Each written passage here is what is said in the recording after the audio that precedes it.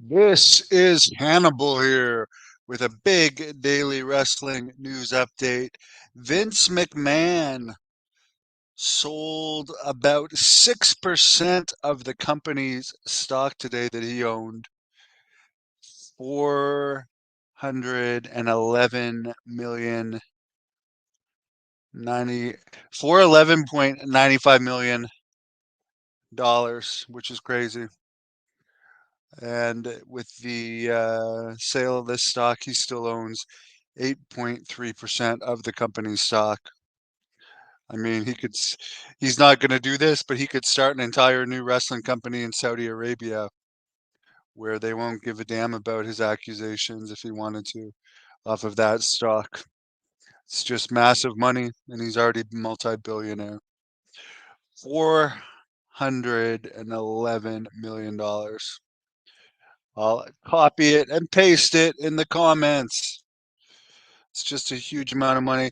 Also, it was announced today Paul Heyman, as many expected, is going to be in the WWE Hall of Fame.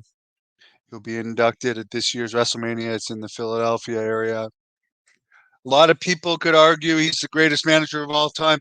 I'll be honest. While I He's a great worker. He's a great worker. He's done a great job as a manager. For some reason, and I'm weird this way, I like people better in WCW. I like Paul Heyman the best when he had the Dangerous Alliance in WCW and he hosted the Power Hour. I liked him far better doing that than anything he's done in recent years with Roman Reigns and Brock, because it's too scripted and stuff.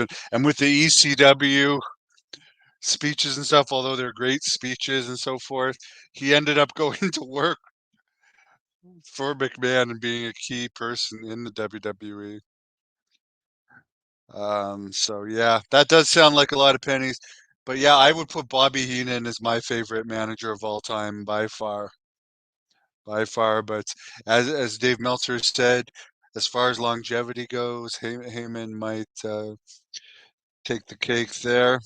Good for him getting in the Hall of Fame.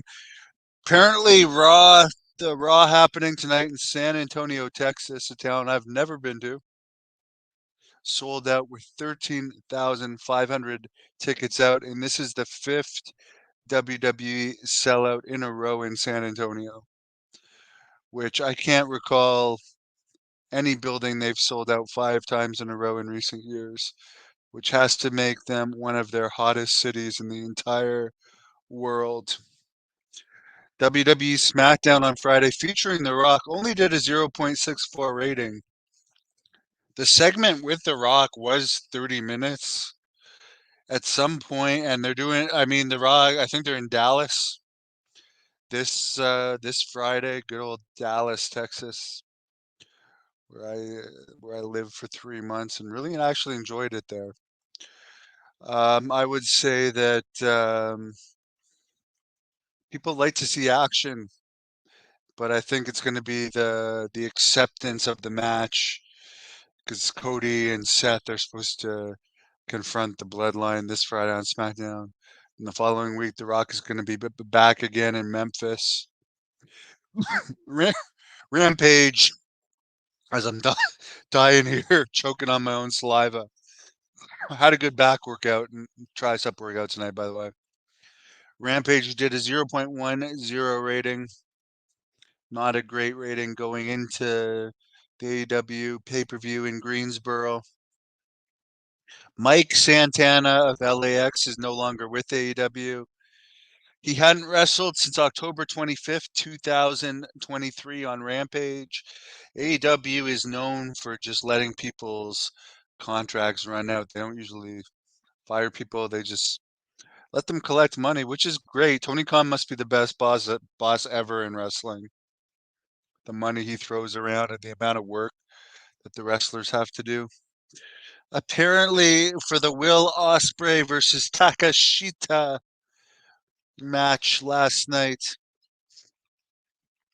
that happened on that pay-per-view, some fans were calling him take a shit which Dave Meltzer is saying is racist.